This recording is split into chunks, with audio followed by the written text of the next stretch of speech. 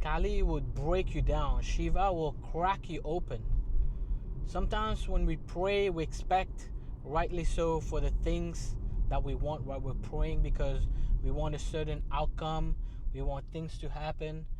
But Kali, when you look at pictures of her, you see hundreds of heads under her. That represents destruction, that represents breaking you down. Kali needs to break you down, needs to crack you open before she can build you back up. It's like when you're renovating a house, you have to throw away the old stuff before you're able to bring in the new stuff. And we're way too impatient.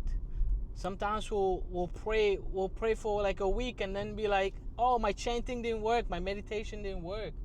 Like, are you praying with a pure heart, or are you praying out of expectation?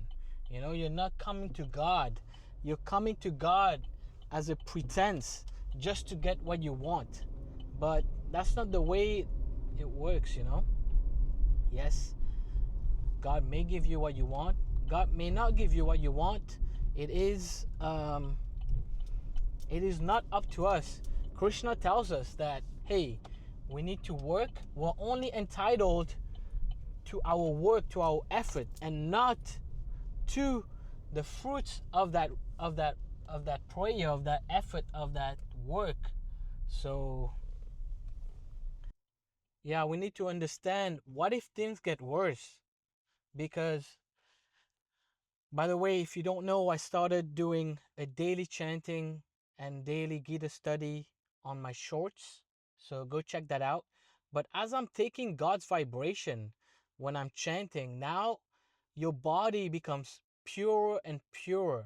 So any kind of demonic habits, demonic energies inside of you, and demonic does not mean anything huge, but just even small little habits, small little decisions that are from anger, from ignorance, from fear, from greed. These are what Krishna calls demonic energies, right? So as you do your chanting, as you do your meditation, as you do your prayer, it will be even more, you become purer and purer, and all these energies become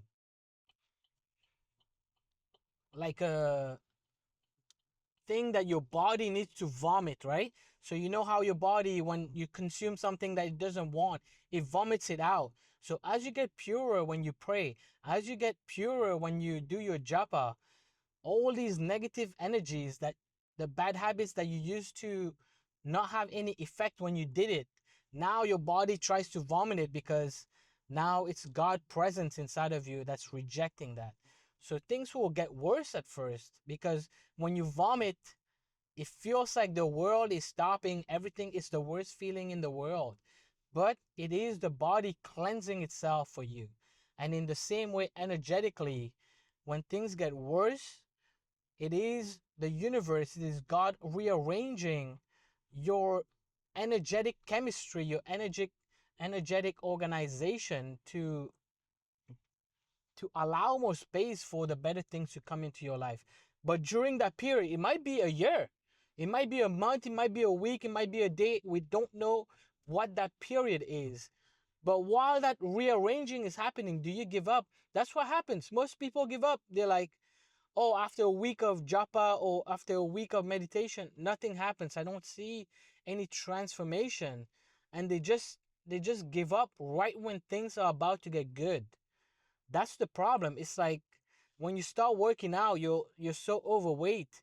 You go to the gym for a week and then you're like, "Oh, well, I don't have a six pack yet. I don't see any transformation." When you start and everything, you're in a bad place, just like when you're working out from a bad place when you're overweight or you've never worked out, it will take way more than a month of consistency to even slightly start seeing something. Not even great result, just to start seeing something. It will take some time. So, do you give up in that period? That's when it is about having a pure heart with God, right? Because when you're craving something, when you're doing those prayers, those, just because you're feeling like you're wanting an outcome, you will not sustain that for long enough for it to appear in your life. But that's why Krishna says, do not attach yourself to the results. Have fun, start enjoying the process itself. That's the only thing that you're entitled to. The results are according to Krishna. He decides whether he gives it to you, or even if he decides to give it to you, he decides when that happens, whether it's a year from now, whether it's a month from now, or 10 years from now, or in the next lifetime. A lot of the questions, comments that I got in my shorts when I do my daily japa and Gita study is that, oh, my anxiety is not being relieved even though I chant. So what if it does not relieve ever in your whole life? But what if the gift from Krishna is that, you know how your anxiety gets passed down generation to generation? What if the gift from Krishna is that the anxiety stops passing down? That's what happens. That's the result of your japa. Maybe you will constantly feel anxiety until you die, but the gift is that your kids and your generations afterwards don't feel anxiety. Is that not a gift? Would you not do your japa if that was the case? We don't know what the purpose of God, what Krishna wants from us, what the universe will lay down from us. All we can do is do our work with effort and reverence. So the question is, when we start praying, when we start doing japa, it's always like, oh, we want something, right? That's why we're starting this effort. That's why we're starting this practice, which makes sense. But when we ask that, the question is, are you willing to receive what you're asking from God? The answer is obviously yes, right? If you want peace, of course, if God gives that to you, you will be yes. But the question that we don't ask ourselves is, are you willing for things to get worse and still stay the course of your practice? That is a question that most of us, if we're honest, would say no. If things get worse, I don't want to continue this practice. But that's the acceptance. That's the practice. That's one of the main messages of the Gita as well, is to stay steady. Because anxiety also happens because you got too happy. If you got too happy and now you're back to normal, you're not even feeling sad, you're not even feeling depressed, you're just back to normal, but you experience a happiness of +10 and now you're back to like a 5. It's just contentment, but now you're feeling anxious because now you're wishing that, oh, I want to go back to that 10. I want to go back to that ecstasy, to that happiness.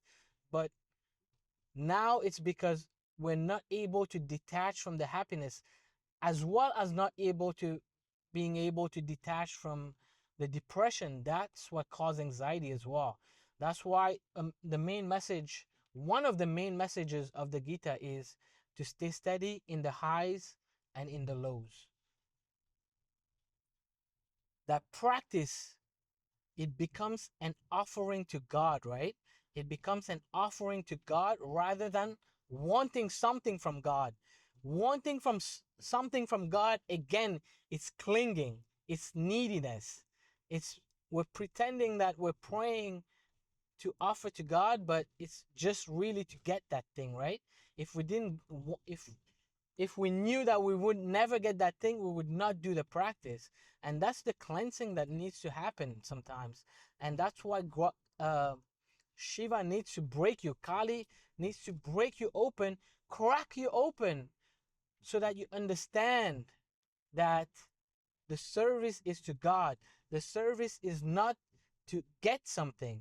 And that's why sometimes it takes us lifetimes and lifetimes of practice, because we keep doing the same mistake again. We keep clinging to what we want. We keep clinging to what we crave instead of being in service of God and letting go of the outcome. And until we learn that lesson, until we realize that deep inside ourselves, Krishna will keep cracking us open.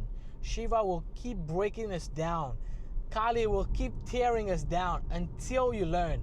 So sometimes you need a pebble in your shoe, or sometimes you'll have a huge accident. It depends on your level of awareness. It's like do you need a slap in your face, or do you need to be like really even shook up and like being a huge, life-changing, heart-destroying thing so that you wake up.